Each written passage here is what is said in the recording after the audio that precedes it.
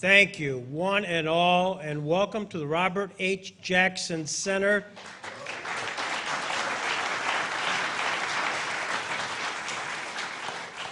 This is an incredible partnership between two organizations, and salute to the National Comedy Center as it launches, and it's launched successfully and continues to launch something that's going to put Jamestown on the map and to bring all of you here, and this is an incredible opportunity. And I'm incredibly thrilled to have you here at the Robert Jackson Center, who was the answer to a recent Jeopardy question, named the only person in the history of the United States to be a Solicitor General, Attorney General, and a Justice of the Supreme Court. And who is Robert H. Jackson?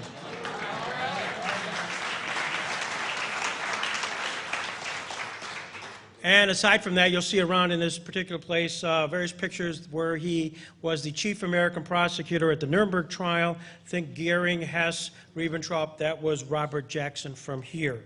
And we honor him and we honor his legacy. And part and parcel of that, we look forward to honoring the fact that he was a justice of the Supreme Court, and the First Amendment was very much part of his jurisprudence, and we're going to get the chance to see models of that today. I mean, where else can a guy who would say that when he makes arguments before a court, as comedians sometimes make presentations, first came the one I planned, as I thought logical, coherent, and complete. Second was the one actually presented, interrupted, incoherent, disjointed, disappointing. The third was an utterly devastating argument that I thought of only after going to bed that night. That's Jackson. That's a little humor. That's all I was given, was one story.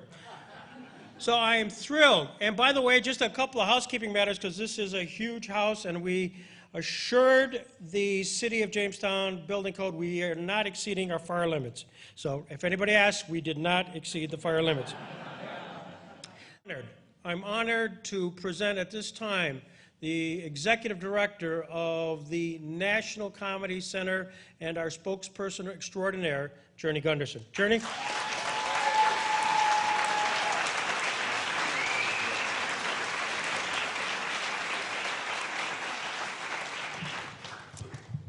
Thank you, Greg. Let's make sure this can be heard. Can everyone hear me okay? Yes. Welcome. Thank you all for coming. Welcome to the National Comedy Center Dialogue, Comedy and Freedom of Speech, the Legacy of Lenny Bruce. All right. In case you haven't noticed, there's someone in the room that bears a striking resemblance to Mr. Bruce, and I can't help but see him in my periphery and acknowledge him. Would you like to stand? Ronnie, who plays Mr. Lenny Bruce. See him afterward to find out how you can catch his performances as Lenny Bruce. It's uncanny and pretty remarkable. The National Comedy Center is the first cultural institution and visitor attraction dedicated to telling the vital story of comedy in America. As such, it is our mission to share the story of Lenny Bruce, not just a pillar of comedy, but a pillar of freedom of speech and the First Amendment. Before we get started, it's my pleasure just to welcome our moderator and panelists to the stage with us before we kind of begin the introduction. So please welcome Stephen J. Morrison, Kitty Bruce, Paul Cambria, and Mr. Lewis Black.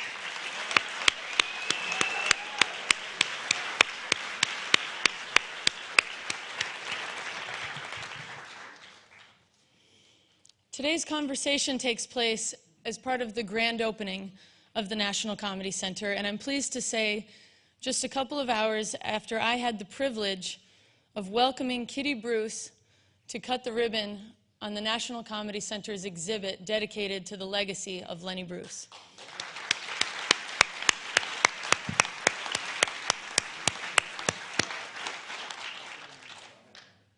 I'm also honored and pleased to report that the National Comedy Center is now in partnership with the Lenny Bruce Memorial Foundation, proceeds of which are put toward helping those struggling with alcohol and drug addiction into treatment.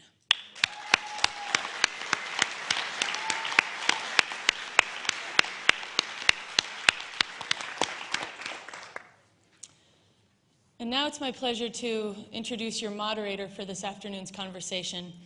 Stephen J. Morrison has spent a lot of time around comedy over the past few years. As the executive producer of CNN's The History of Comedy, Stephen conducted interviews with over 120 creators of comedy and produced 14 episodes about several different unique facets of the art form, which Stephen told me to mention is currently airing Sunday nights at 10 on CNN. Woo! In fact, I first met Stephen 2 years ago when he came to town during the Lucille Ball Comedy Festival to interview none other than Mr. Mark Russell, who I see in the crowd with us here today.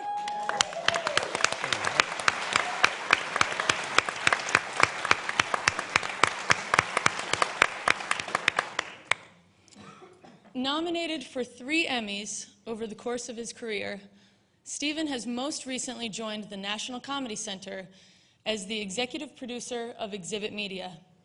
So if you've been to the museum and seen it playing on a monitor or written on a wall, chances are it went through Stephen's team that has been working on this project from Los Angeles over the course of the last 13 months. Thanks, Stephen.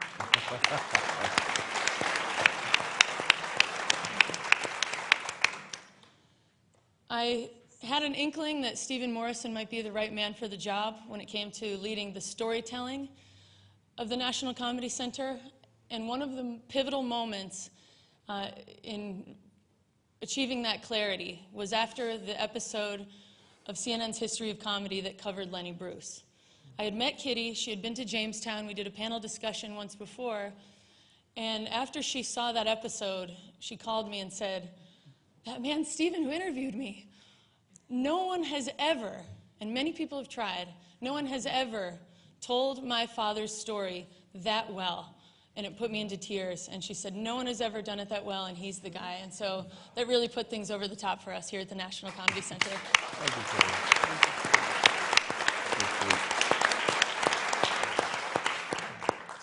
And so without further ado, I'll let you get to the conversation today and hand things over to your deft moderator, Mr. Stephen J. Morrison. Yeah. Thanks, guys. Good afternoon, folks. I'm thrilled to be here, and welcome to this conversation about comedy and the First Amendment. I'm just going to formally introduce the people on our panel. You've heard a little bit about them. Some of you know them personally. Kitty Bruce is the daughter of Lenny Bruce and CEO and founder of the Lenny Bruce Memorial Foundation, which she founded in 2008. The foundation combats alcohol and drug addiction with scholarships and education and focuses on providing scholarships for those in need of treatment who don't have the funds or insurance to get the help that they should get. Working closely with sober houses and treatment programs, Kitty oversees many aspects of addiction service and works with approved facilities designed to save lives. Her goal is to establish educational modules that work under the Lenny Bruce guidelines for long-term success. Happily for me, as you just heard, I've been able to collaborate with Kitty in both projects, The History of Comedy and work at the National Comedy Center, which we have just seen together, Kitty, for the first time, and I'm really hoping that all of you get the chance to go over. It's located appropriately in the Blue Room downstairs, so you have to be 18, but it is definitely worth your time, and I hope you enjoy it as much as we enjoy putting it together. Welcome, Kitty. Thank you.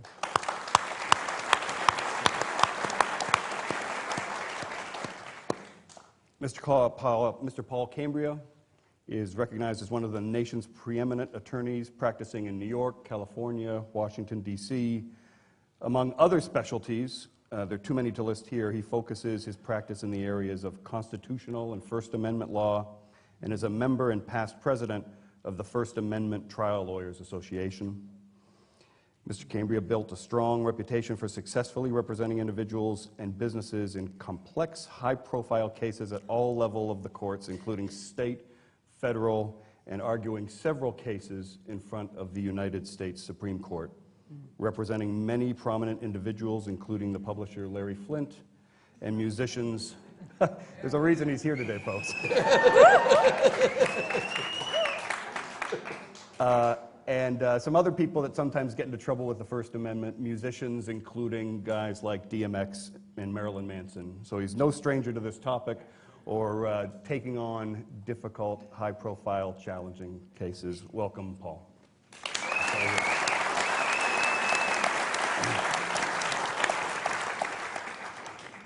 This is very formal, Louis. I hope you'll accept my apology in advance, but Just keep it short. stand-up comedian, actor, playwright, and author Louis Black told me a while ago that it was some time ago that he discovered that he's funniest when he's angry.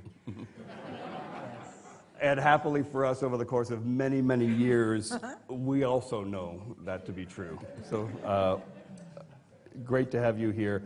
As the playwright in residence at Manhattan's West Bank Cafe's downstairs theater bar, he's overseen the development of more than 1,000 plays, as well as his own original works.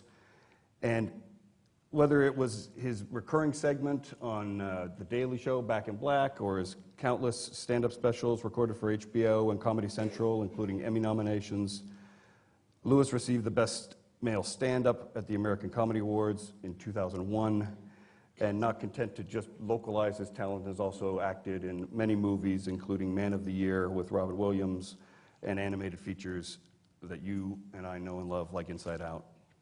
Louis has received 5 Grammy nominations and 2 wins for his critically acclaimed comedy albums, and as an author has garnered critical praise as well as commercial success and several weeks on the New York Times bestsellers list for his books Nothing Sacred, Me of Little Faith, and I'm Dreaming of a Black Christmas.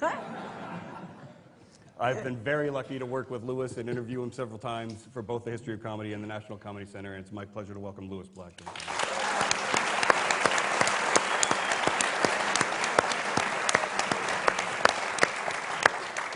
Great. Okay, finally, now to the main event. I am very excited to talk to these people, in particular, about comedy and the First Amendment. And because we have an expert on the panel, not to get into too deep dive on history, I want to ask you, Paul, the First Amendment. We take it for granted. We think we know what it is. But what, in your words, is it, and why did it seem like a good idea at the time? Well, the very first thing you need to understand, it was the First Amendment to the U.S. Constitution. And as we know, the first 10 are called the Bill of Rights, so it's the first. And what people don't understand sometimes is I can't violate your First Amendment or your First Amendment. It protects you against the government. The Bill of Rights protects you against the government, not person to person. Person to person, we sue each other for defamation or what have you. But the First Amendment protects us against the government, and it covers the following. You should be able to, and at the time that we suffered through the revolution and so on, we wanted to speak out against the king, against government, to be able to do that freely and openly without punishment from the government. And of course, that's what that amendment was designed to do, to allow us to speak freely, to not be punished for diverse thoughts, for thoughts that may not be popular, for thoughts that may even be hateful, but nevertheless are protected. And not only that, the amendment also covers freedom of religion and the separation of religion from government. So that basically is what it is. And as it relates to all of this, Lenny, of course, and others who were trailblazers were prosecuted by the government for mere words. And Lenny successfully convicted for mere words, the only case in New York history where mere words resulted in an obscenity conviction. And things have of course, changed, luckily. Louis, I know you've cited many times Lenny Bruce as an influence, and I recently reread the preface that you wrote for his re-released book, How to Talk Dirty and Influence People, which is recommended reading. You said that he didn't just push the boundaries, he obliterated them, and it changed the way I looked at life. What, as a young comic and as a writer, what resonated with you when you first were exposed to Lenny Bruce? The first thing was I'd read the book and I'd listened to a little of his stuff, and I knew as a comic, which I wasn't really thinking I'd be a comic, but I was doing stand-up from time to time, and I knew I couldn't listen to a lot of him because I just would want to be him. And that's a big fucking mistake. Okay? So it would just not be the thing to do. You just don't do that. I realized that would become my persona. It was it was just so it spoke to me so directly on so many levels, and he was going after things at the time which are nothing now to us, but at the time, like the church, which is like still like you know, the church, like the mother church, and he did this bit about, you know, Christ and Moses wandered down to St. Patrick's Cathedral, and they go through Spanish Harlem, and he just tells this story. And by the end of it, I'm like laughing and crying, you know, and it's kind of like, wow, I can't believe he's saying this in public, and he's saying it in a comedy club, and that these people are laughing, and it was that kind of thing that I thought, you know, if I was going to write or if I was going to talk about things, that's what I wanted to do, was to be able to see that clearly. And what made his greatness was it was simple. There was none of this was complicated. He saw that these people had nothing. He walks into the church and sees that they have everything, and then and then he's got I guess it's Bishop Sheen. I forget who's the Spellman.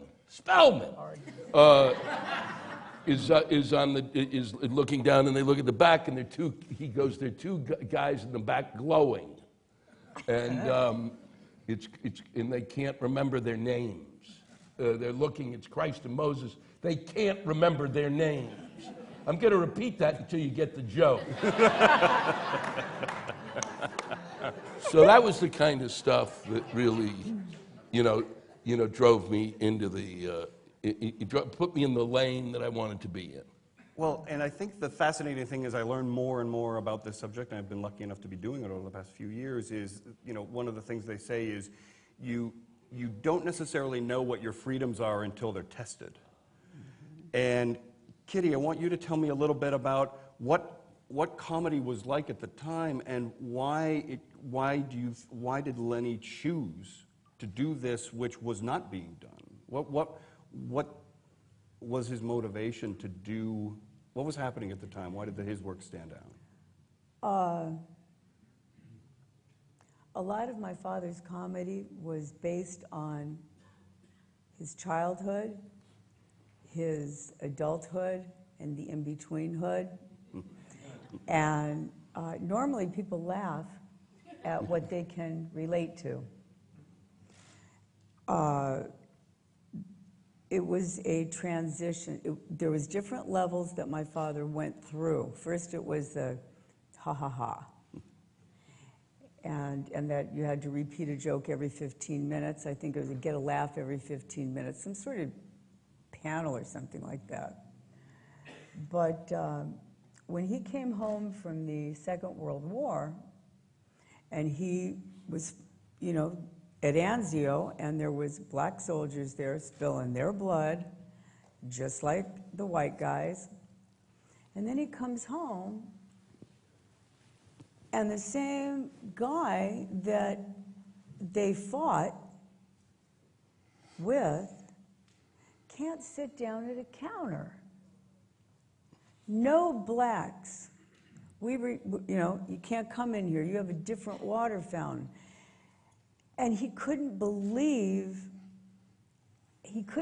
first of all, that it was happening. Second of all, how unjust it was. Then we take my father's father. He was a foot doctor, like if there's something wrong with your feet, and he makes shoes to, right? And my grandfather was a bigot. And my dad and my mom came to visit one weekend, and they had with them their friend Hector, who was Puerto Rican. And my grandfather threw a fit. Harriet, Leonard, out of my house. Now you're going out of my house. You can't bring those people here. So that got my dad fueled up. Then, my Grandma Sally promised him a bar mitzvah.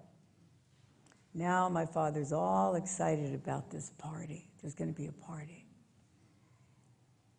And the rabbi wouldn't do it because my grandma didn't have enough money. So now he's got a resentment from way back.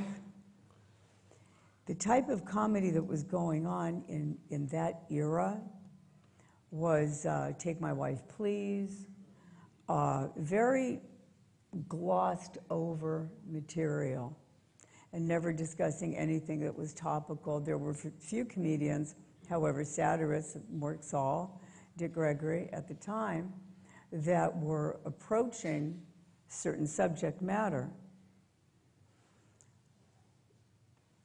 The best way I could describe the kind of comedy and how he moved on was at that particular time in the 50s, you saw the June Cleavers, hello dear, and they give their husband a cocktail and the slippers, and she's waiting by the door, and with the pearl necklace. And my father literally came and rolled, and he busted that necklace straight off. And because of that, it caused, who is this guy? And he was talking about things in everyday life that he could not understand. So that's how he began to go in the direction that he went. I love that he, as most great stand-up comedians they're very observant. I tend to see that over and over again. And he took his observation and his disgust with the hypocrisy, whether it was about race or about the church, and turned it into humor and put it on stage. Paul, I want to ask you a question about, most of us feel it's a no-brainer. The First Amendment, we live in America, where we have the right to free speech, and yet we do accept these few exceptions. There's been, don't yell fire in a theater. People say, like, well, shouldn't I be able to joke about a bomb at the TSA? It's like, well, you can, I guess, if you want, but I wouldn't. How do you reconcile the First Amendment that goes back to 1791 and the introduction of obscenity laws? Because where we're going to get to here is obviously how the authorities tried to bring down Lenny Bruce. How do you square the circle with the need for obscenity laws? You know a lot about that field, and the First Amendment. Well, obscenity laws have been around for a long, long time, starting with the Comstock Act, and there are always those puritanicals who are in power, and they're the ones that are responsible for the, if you will, oppression of free speech.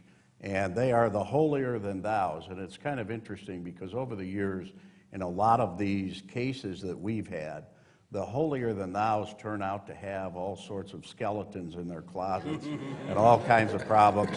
I'll give you an example. We had a case in Florida, and the judge was as nasty as could be. The prosecutors were horrible. It was a Larry Flint type case. And in our digging, lo and behold, we find out the judge is a major purchaser of adult products online. And one of the newspapers finally got a hold of it. And remember, the newspaper helps protect the First Amendment and the free, robust exchange of ideas. They got a hold of it. The judge committed suicide. I mean, this is how serious these things become. But it's always the censors. In Lenny's case, and there's one thing, if I achieve anything today, I want to give him credit for what he did. He was convicted in New York. Interesting, he was acquitted in San Francisco. There was a hung jury for acquittal, majority for acquittal, in Los Angeles. He was convicted in Illinois, but it was reversed because the Illinois courts recognized the latest Supreme Court decision that said if it has serious value, social value, it's protected. They recognized it. Lenny was convicted The co-defendant was Solomon, who owned the club, the Cafe A Go-Go. He and his wife were prosecuted as well. Well, Lenny unfortunately passed away before the appeal was completed. When the appeal was completed, the New York court, to its credit, both the courts, did what the trial court wouldn't do and recognized what the law was. And the law said if it has redeeming value, it's protected by the First Amendment. So what he achieved was to take satirical, blue, in-your-face, smack-your-face around humor and political commentary and make it protected or recognized as being protected by the First Amendment. And that allowed the George Carlins and the Louis Blacks and all the others who thrill us with this very clever and entertainment that they have. And they can do it now, and we don't fear, they don't fear, that they're going to be arrested. Lenny was arrested. In fact, he used to wear a trench coat because he was ready to be carried off. All the time. And he'd be in the middle of a performance, and they'd put the cuffs on him and take him out. And it was all by a fellow named Q. It was spelled with a K, Richard Q. And he was the one.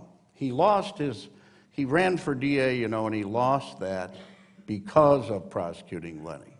And all these great Hollywood stars and Broadway stars and so on came to Lenny's defense. Paul Newman, Richard Burton, Dorothy Kilgallen at the time was one of the witnesses and so on. And what happened was he allowed all these other people to entertain us with things we choose to hear as adults. So this is Lenny Bruce. You are the man. That was great. Absolutely great.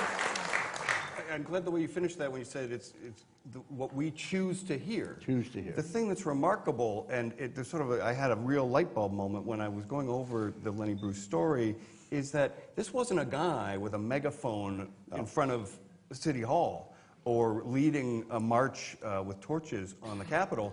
He's in a nightclub with 200 people who all had one thing in common. Paid to be there and wanted to be there. Exactly, to see the material he was presenting on stage. Yeah. So I'm curious, Louis, you've had a lot of experience in many different venues, including clubs, big and small. What is it about the comedian, do you think, that scares the authorities, or is comedy a canary in a coal mine with respect to the First Amendment story, even after Lenny Bruce won the battle for us? Well, first off, a comic wouldn't go into a coal mine.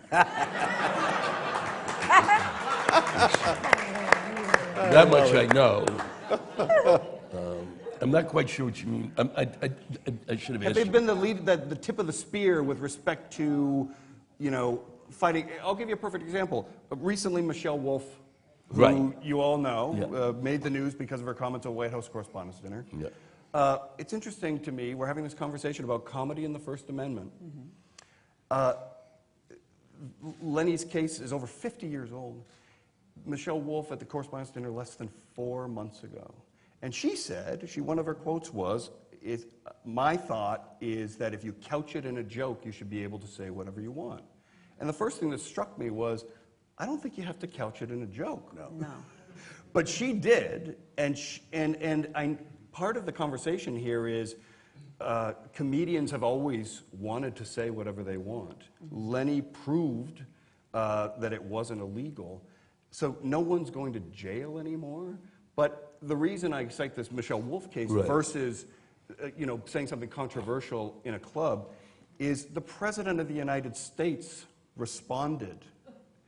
And so she's not thrown in jail, but when you talk about career impact, losing jobs, what's your sense of when we're in this crazy place where the president can respond to Well, what yeah, he I mean, what you've got, it isn't so much, it's that whole world of social media, which has created a different kind of a thing to it, So I do, a while back, I do the Correspondents' Dinner, and there's not a big social media thing when I do the Correspondents' Dinner. So there's and I was kind of, and I didn't certainly cross the lines. I've worked Washington too much. I'm not playing that room. And you got Dick Cheney to your right and Mitch McConnell to your left. Okay, you're not gonna. No. Okay, it's not gonna happen. It's not. We're not gonna. Nothing is gonna be won. I'm trying to entertain the back of the room, and because and besides this, Dick Cheney is laughing, which makes me think, wow, I must not be funny anymore. It doesn't affect that, and then it became more and more about like when Imus does it, there's a big backlash. When she does it, there's a big backlash. But the backlash doesn't really come from authority. The backlash comes from people standing around who kind of go, this is my team, and you fucked with my team, It's like, it's become like a football game or something. So they're all yelling at Michelle Wolf, and it really isn't like, and for all that, but she's not going to lose a job because of it, because the other side is going to tune in, because their team has her. And and so she's going to. So the social media thing works. It's a double-edged sword, but it changes things. What I found interesting, I was saying, and I wonder what you think about this, is that social media. When Lenny gets nailed because the cop reads his transcript, the cop reads his jokes. And if you go see comedy karaoke at the National Comedy Center and watch those people just destroy stuff, okay? And these are people who love the people that they're reading. So you got cops who really kind of are basically arrested this guy and want him nailed, and so they're reading it like blah blah blah blah blah blah blah blah blah blah blah blah. So they're destroying him. But if there was a smartphone in the room, there was a bunch of smartphones in that room, it wouldn't have happened. Because people would have seen, there's a whole group of people who would have seen what it was he was doing, as opposed to just that literally small group that was watching it.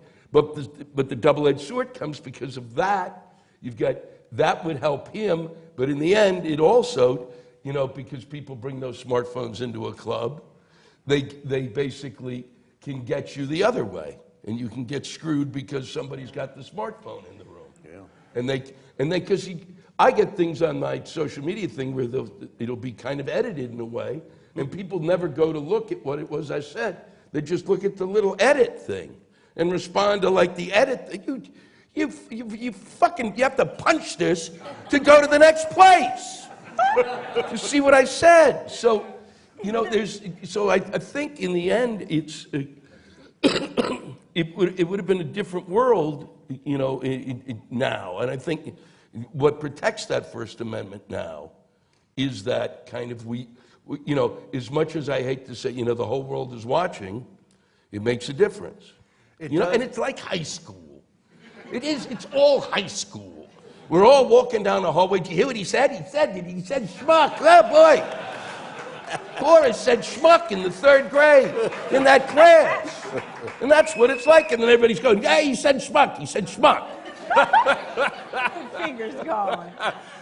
Well, and the thing that was most shocking to me about hearing for the first time that police were reading transcripts in the courtroom, these weren't official transcripts that took down. These were police that were like jotting down notes. So not only were they butchering the routine, they were butchering the routine twice in the transcription and the reading back. Well, they left words out. They said, "Oh, this is indecipherable," and Lenny said to his lawyer, "Well, no, it's not. I can tell you what that word was." And the lawyer said it doesn't matter, and Lenny fired him. Yeah. Before I came here, I was going through stacks of paper, and I came across my father talking about what happened in 1964 at the Cafe A Go-Go bust. So apparently, this is what went down.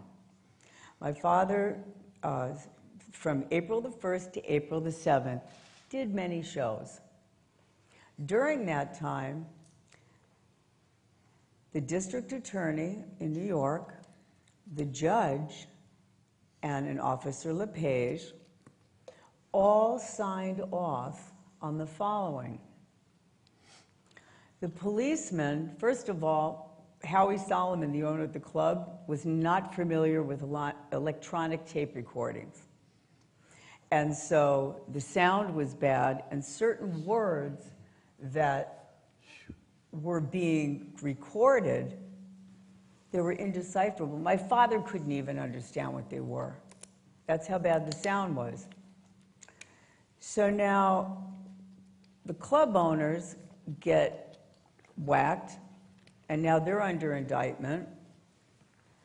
And then there was a process of elimination. All of a sudden, the district attorney decides, the judge, they were all in on it, for lack of a better way to explain it. But the district attorney got the judge to put an order for the DA to to confiscate those tapes. So now they're holding evidence. They're tampering with evidence in the following way. Officer LePage said that he was there for all the performances. Officer LePage was not there.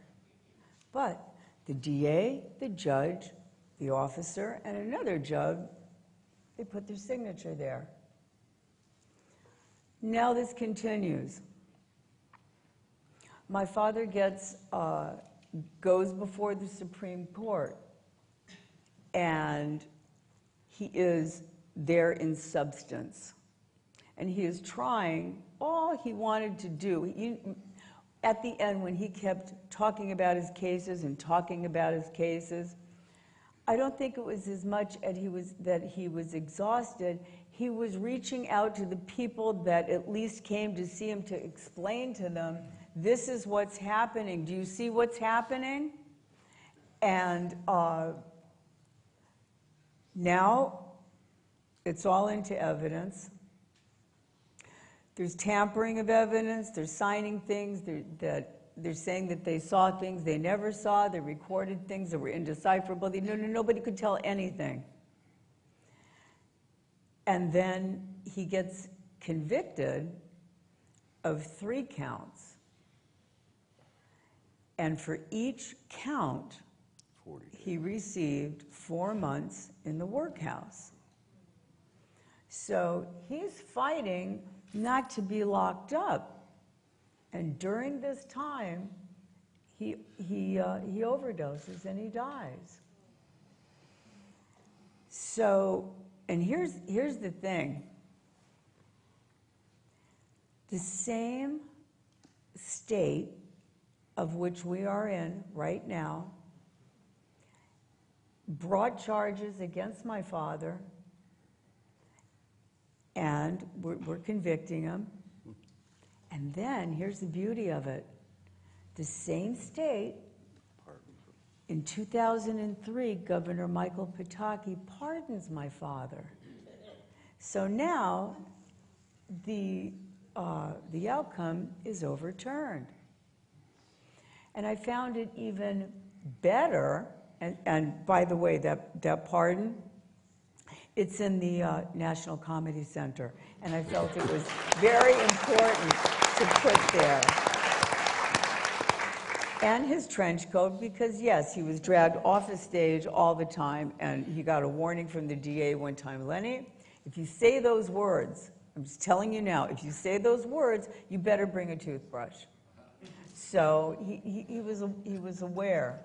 But the beauty, here's the capper. There's a comedy center in the same state, right? Getting all this, the head nodding, so he's still talking, and he's still here, and in the end, they still can't shut him up.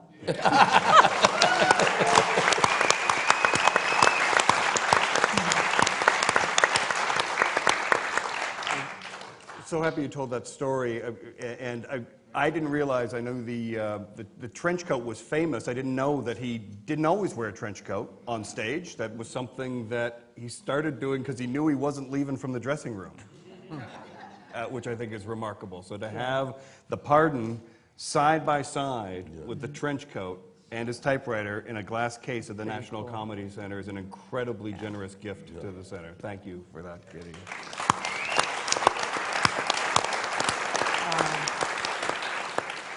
I'm interested, you know, I think it goes without saying, but I'm lucky enough in the dozens and dozens of interviews that I've conducted that comedians today all realize that they stand on the shoulders of those who came before. The debt of gratitude, Louis, how do you put into context, still to this day, what young comedians need to know about what they're doing and the environment in which they're doing it that didn't always exist before?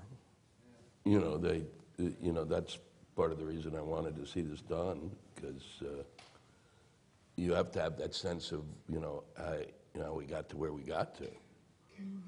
You know, it's if you're an artist, you're going to go back and study A, B, C, and D. If you're, you know, those guys or those women, and you're going to study, you know, for whatever it is, it's just vital to know what it was that you were, you know, fighting against, you know, or what it was that you were dealing with, what George dealt with, and what, you know, Pryor dealt with, and what Lenny dealt with, and then the others about Red Fox. Red Fox didn't have to deal with it because they had a totally different circuit where, you know, what white cop was going to walk in there. So, you know, there's but for me, it's been, I've never felt, but we were, you know, but it's still, now it's television. It's still, I go on TV, and it's still like, you go to any other country on earth, and you can say words. In our country, it's like, you know, you can't say those words, which is, you know, you can more and more on certain things, but, you know, there's still that line that needs to be kind of, and it's always, you're just going to always push until it's open. And I'll tell you just a great story about sort of censorship that I experienced of which I've had very little. It's mostly the guys, the CBS, or this was, I guess, Conan, so it was NBC. Okay. And I did a thing about some guy had a lot of money, and he bought an umbrella stand for like $12,000 or something. And so my joke was that I thought that it was, you know, why would you pay that much money for an umbrella stand? Most of us have that, and it's called a bathtub. And, and I said, $12,000? They said it must have been made out of Martha Stewart's vagina. So that was the joke. And the woman calls up,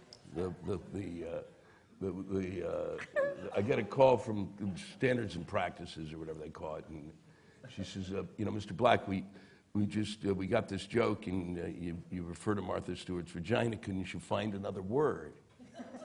I said that's a medical term. It's like, you know, it's like penis. It's like a medical term. You know, you wouldn't say cock. You'd say penis. Vagina. I said, what word would you use? And she literally paused and went, what about cooch?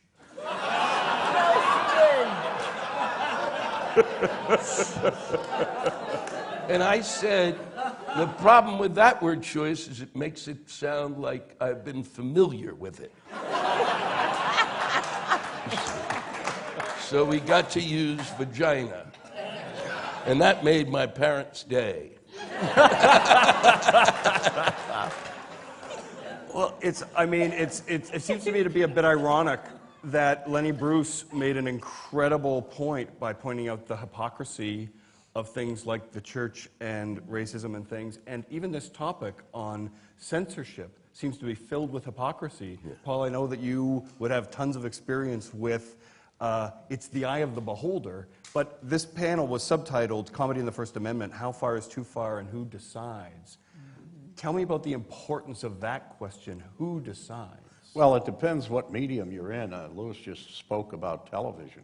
The FCC is still the government, and so the First Amendment applies. And what they do there, the excuse they use for censorship, is that television is pervasive. It comes into all these homes.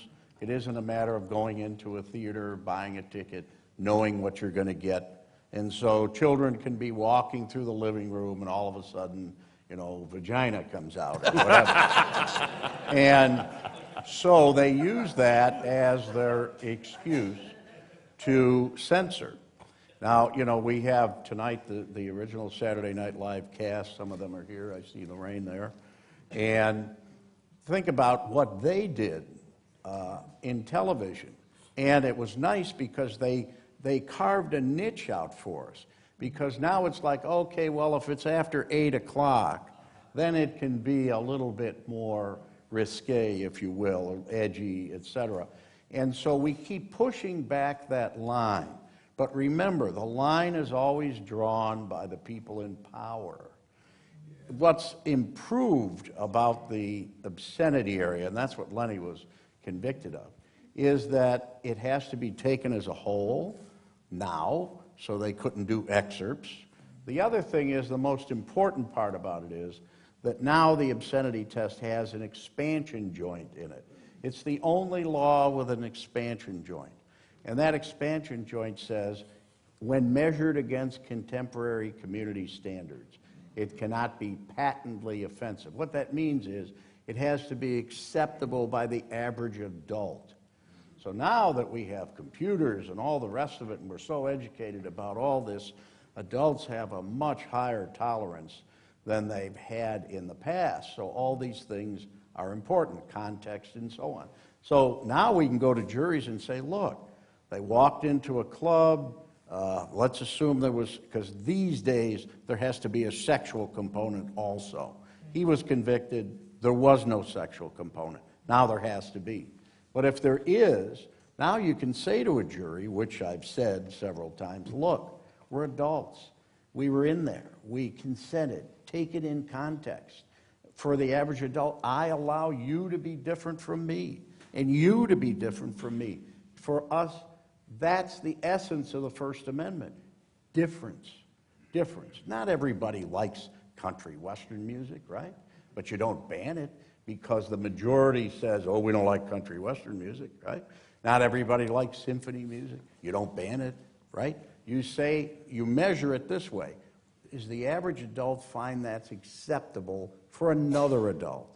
And if the answer is yes, the law goes away. The law is pushed back.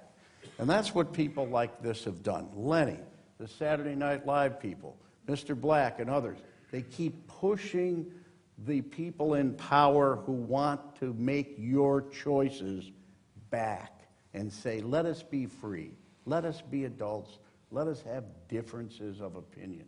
That's what we're all seeing here.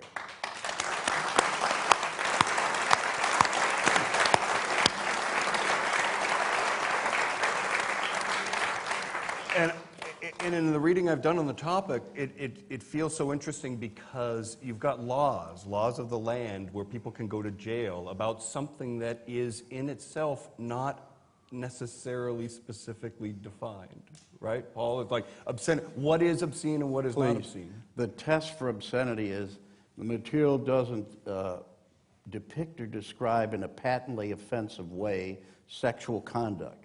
It does not exceed the community standard, which is the second part of it. And the third part, that it doesn't appeal to a prurient interest in sex, which is a morbid or shameful interest in sex. And it doesn't lack serious literary, artistic, political, or scientific value. What the hell is that? What the hell is that? And for us, when we're talking to juries, I just go, look, they have to prove all three of those, okay?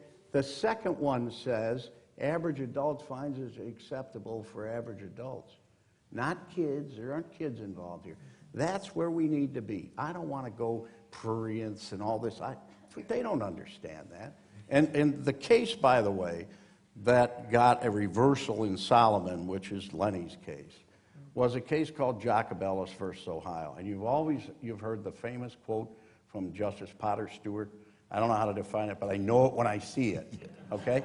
Well, that was the case that also said that if it has value, if it has societal value, it is protected. And that's ultimately what happened. Well, why the question who decides is so important, and when you say like The community standards, the community decides. but and that it should be all of us, but that people in power. People in power bring the charges, and we have to stand up against the people in power.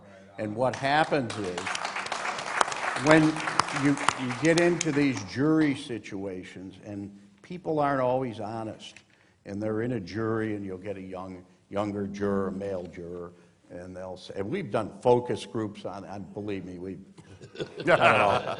And you'll get a male juror who's sitting there going, shit, I thought that was great. And then, but there's a young lady who he's just met who's a fellow juror, and he goes, oh, that's disgusting. I'm very sorry. They're exploiting women, and it's just horrible. And he doesn't believe that at all. But he's in there putting that show on. So you got to cut through the show and get to them and say, look, be honest. You have to be honest. It's the only way it works. I have just one last question about the law in the context of this, Paul, and that is that, we talked about the First Amendment guarantees the right to free speech. The obscenity laws were brought in, and that was a way that Lenny was prosecuted and persecuted. I'm recently troubled when, again, I'm not invoking Trump again, other than for the specific reason that he's saying, I'm looking at strengthening the libel laws so that I can sue anybody who says something that I don't think is fair.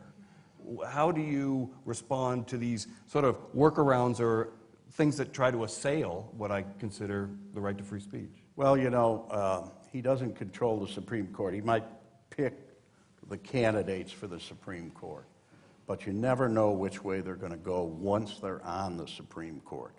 I mean, look at Eisenhower. He said that, the picks that he had were the worst ever because he wanted them to be conservative. They turned out writing the most liberal decisions there ever were, which was fantastic.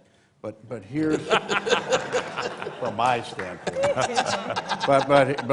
but here's the situation. Think about, the president says that, but the court has to go along with it. And it is a long stretch for the court to take the New York Times decision out, for example, which is a very important decision in libel law with a lot of specifics. You should be able to criticize people and so on and not easily be sued because people with money can shut you up because they're going to sue you. It's like, I don't like what you're saying. I got a lot of money. I'm going to sue you, and I'm going to win.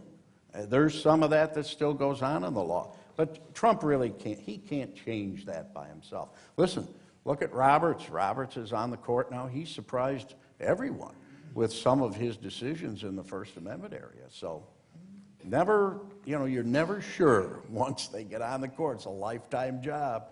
They can do whatever they want. So we have to hope reason prevails, Indeed. Kitty, I'm interested for those, if you could share with those who don't know, your father had incredible struggles with the court system and with authorities. What was his opinion of the American legal system?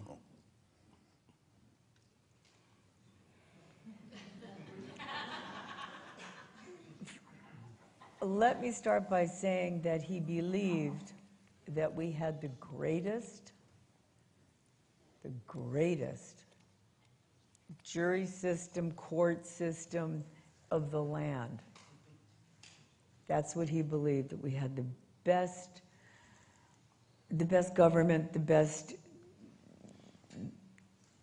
He had such respect for the law, and he even went to the point of realizing that you have to speak differently when you're in court, and that the terminology and how things are put across is not the way that it is like us thinking and talking to each other. That there's a particular way that the court is to be addressed. You sent me papers from your dad. I did, because And- I was loony at my house because of that 1964 trial. But you can tell, he represented himself in the end. And you Yes. can tell from his papers, he still had faith in the system. He was still saying to the Supreme Court, to the Second Circuit, to a Yeah. number of courts, look, they did me wrong, do it right, Yeah. here's what they violate. Very articulate, by the way, for a non-lawyer. And I read all those papers. And I mean in the law, I don't mean just generally speaking. And he had faith in the system right till the end, there's no Very doubt. much so. And I Very just much get the so. chills because everything that I've read, here is a guy who was given such a raw deal, and they violated so many of his rights, and not just because they misinterpreted or misapplied the law, but that, like you said, where they lied and did things that were complete miscarriages, but that till the end, he really believed that the system was good and that it would vindicate him, and it failed him. But the words that you said today that I would love to leave everyone with and invite them to go to the National Comedy Center and realize that it's true is Lenny Bruce is still talking. Yeah. Thank you very much, everybody.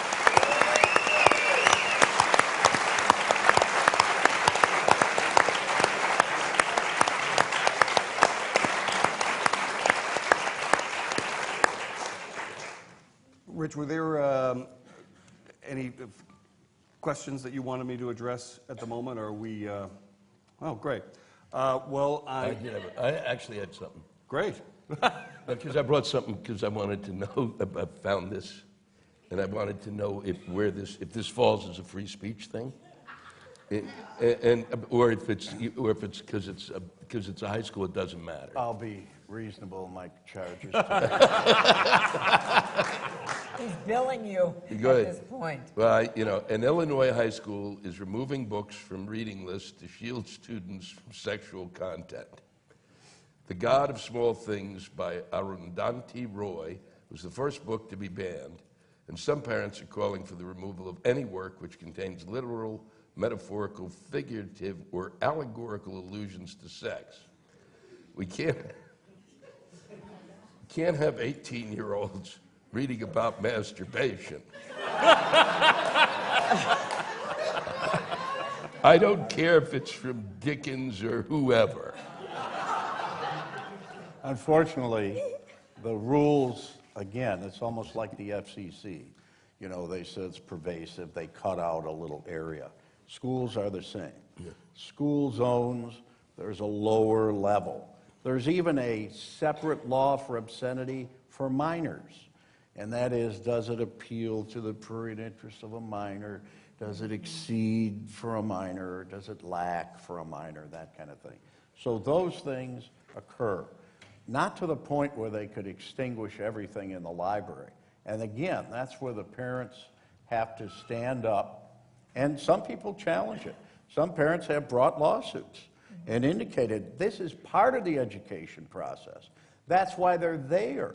There's a library filled with diverse ideas, including hateful things. For example, I'm sure there are books in the library that talk about the Holocaust and talk about all the atrocities that occurred during World War II. What, do you take those out because they're hurtful? No, you educate people so that they can make choices, hopefully the right choices, as you go forward. So it's the same thing with that. So parents have to step forward and say, wait a minute, who said that? You, Reverend Schultz, you're the one that said that? Well, guess what? You don't decide for all of us. We as parents are going to come forward and fight for diversity, information. They're going to be adults at some time. Maybe you cut it off at a certain age, but you know what? These days, my wife and I have 6 daughters, okay? And let me tell you something. Some of those at 13 and 14 are saying things and know things, and I'm like, but on the bright side, I'm saying, you know what? They're becoming educated. They're going to make decisions now. They have diverse thoughts. They're exposed to free speech. They're going to make decisions. Hopefully we can help them make the right ones. That's what school should be about. School should be about educating. And that stuff's out there, and it should be discussed. And it should be discussed in the right forum. So we have to fight. You have to stand up against the government. You got to, when it comes to the First Amendment. Yes.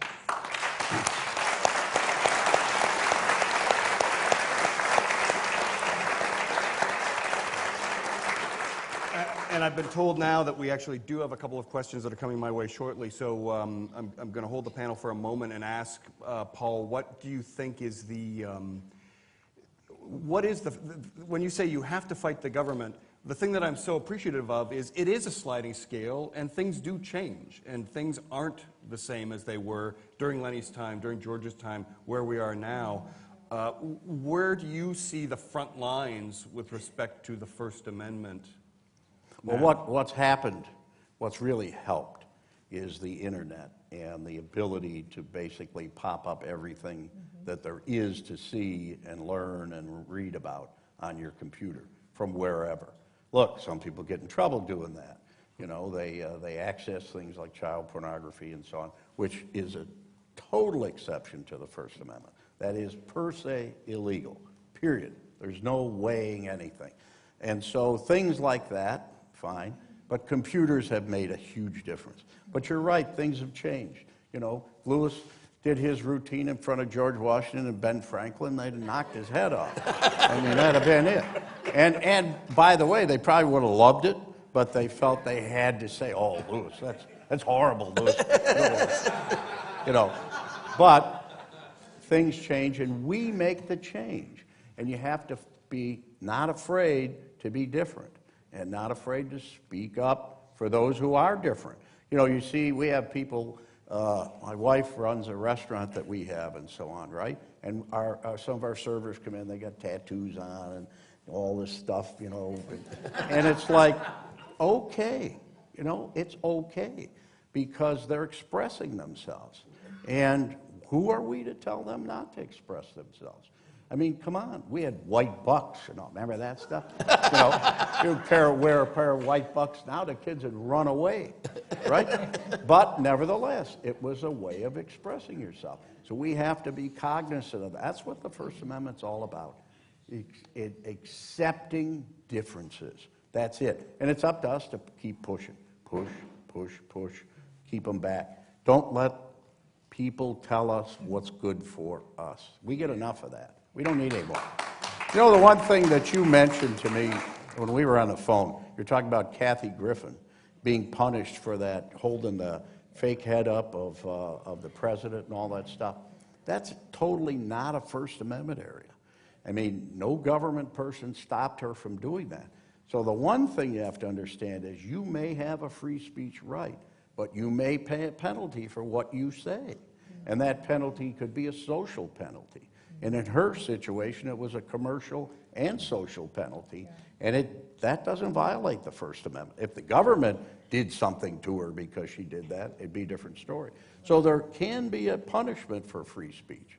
So you have to be cognizant of that. I mean, I could, you know, I see an old friend of mine, Sam Del Popolo here from Jamestown. I could defame him, call you, I could tell some old stories about you. And he could, I would have free speech, right? But I may pay the penalty because I've defamed him, and he can sue me.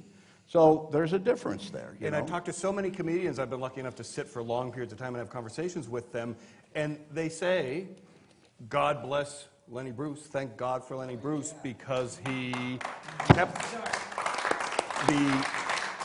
your comedians can't get hauled off and go to jail. But then I talk to comedians and they say, listen, this might not be a First Amendment issue, but it is still a free speech issue. And, you know, there's so many, we could talk all day. We've got so many case studies. Kathy Griffin's one. Gilbert Gottfried's made a living out of losing commercial opportunities for a tweet. Oh, my God. You know, and and, you know, I talked to Jimmy Kimmel, who says that he'll be up late at night with his wife sitting on the couch, and he'll go like, honey, I can end it all right now. Yeah, oh yeah. Oh, I've been there. And I just think it's amazing. It's not a First Amendment right. No one's going to jail, but boy, you can get fired in a big hurry. Yeah. So But, I just, you know, here's the problem there is that it's that social media thing. Gilbert types that out to really his followers, which, whatever, that's not 18 million. People following Gilbert, there's like, you got to be a certain twisted individual like myself. You know, you got to be, you know, but it's not a, you know, and then somebody gets it and they tweet it out, and then they tweet it out, and then they tweet it out. This was only meant for these people, really. but again, But that's but Lenny that- Bruce and the clubs. Right, yeah. It's just today's version of that. It's But like, it's, listen, yeah, but the nonsense is, it's meant for this, Right. okay? That's who it's meant for. If you think it's so fucking offensive, there's no reason for you to tweet it out. Because why? It's offensive. So, asshole, why are you tweeting it? Yeah, go ahead, Lewis. All right. I just have one question for each of our panelists, and then we have to wrap it up, as much as we could talk for a long time on this. Kitty, the question comes for the people who know about your father's struggles. What motivated him to continue to persevere and relentlessly continue to perform and not change his act and risk being rearrested when he was facing all this persecution? He felt that he had the right of the First Amendment and for free speech, and that he wasn't doing anything illegal. And it upset him greatly. And he just wanted to be treated fairly in the judicial system and fairly in how he was treated. But he did it because he felt, honest to God, that somebody was going to listen and they would see that this was wrong. You know? He had something important to say, and he wanted to say it, and that was great. Absolutely. And that he ultimately, when he got to the finish line, the right result would be there waiting for him. It was definitely over even before it begun. Question to Paul. Are there any clients you would refuse to represent, and if so, why? Yeah, plenty. The good part about having worked hard and all that is that you can make choices. And I've made it very clear for years and years, I never represent anybody who's harmed anybody, like a child or an elderly person or an animal. I'm big on all that. I won't do any of it. Now, if you shoot your wife.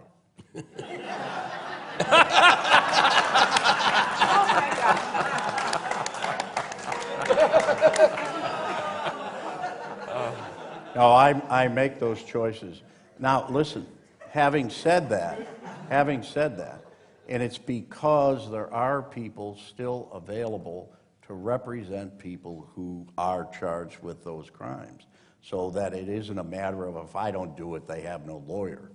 There are very dedicated people in the public defender's office and so on who do that sort of work. See, I just couldn't put my heart into it.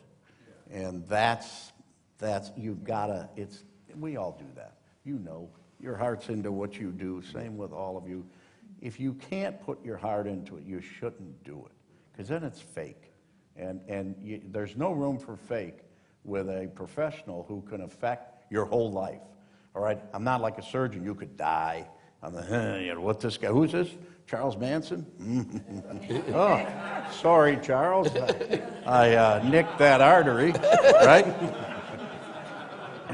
But you know, there are individuals who can represent people, so they're covered. The bases are covered, but it can't be me, because I just wouldn't have my heart in, and I wouldn't do it. If I can't have my heart, I'm not going to do it.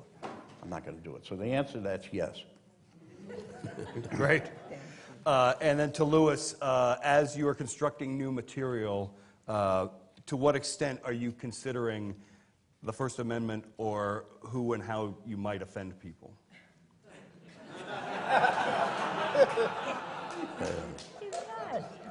I don't really. I don't think about it. You know, Yeah, and that's why, because one person clapping is what I strive for. Just one person, and I want the rest of them to just keep their hands down. And no, I don't think about it. I don't. You know, people always go, "Boy, you're going to play." I'm playing. So I open this year. This year I play Huntsville, Alabama is my opening stop. And everybody goes, "Oh," you know, people go, but it's Huntsville, which is also kind of this. They're all of it's the home of NASA. So there are all of these people there. So it's kind of this blue dot out there, but it's still, I got to get there. So,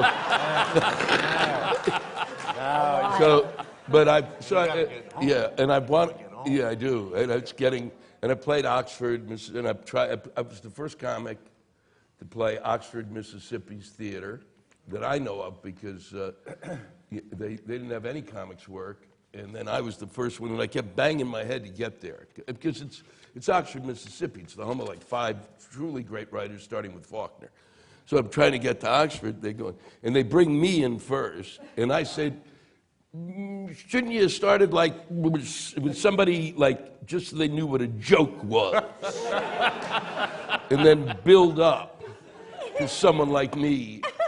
But I didn't think about it. I never think when I'm in Mississippi or Alabama or any of those places, you know, do you change your act? No, I don't change my act. You know, I just kind of go along and see what see what happens. You know, they kind of know what they're getting into. And the only thing I did think of, and this is really, and this comes with the territory, is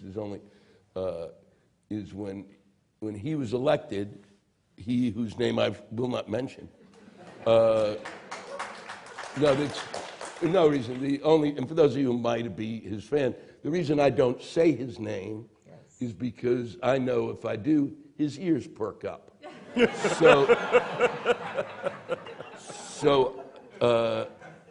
I had more blowback initially from when I'd come on stage and start doing stuff once he was elected. And more blowback than ever. Oh, yeah. And I still get blowback. I said the other day on Colbert, I said that I thought that there should be an amendment that, to the Constitution that during the summer, presidents can't talk to us unless it's really important. So I get back this, I get a whole bunch of responses that, boy, you son of a bitch, you're trying to shut him up. And I'm going, it's a joke I've said about every president since Reagan, asshole. It's a repeated joke, you douchebag. So it's that kind of stuff, and it was kind of, we found that I had to kind of find a way to get them to listen, to kind of draw them in, so that I didn't have to deal. I didn't want to throw them out, and I really kind of wanted to get their attention. And so eventually I found a way in which to kind of do that, but that's the only time, and that's not First Amendment or even, you know, it wasn't even, because offending him was to just say, you know, that we've tried intelligence and now that didn't work. And so our next move was to move on to stupidity. And then, whoa, boy, God damn it. So before you get to that joke, you kind of like want to make the bath a little warmer. Well, I think that it is a great way to finish this conversation to say that in 2018 and beyond, Louis Black and any other man or woman who gets up on stage can do exactly what he said, not think about it, and that's thanks to Lenny Bruce. Yeah. Thank you all very much for coming, everybody.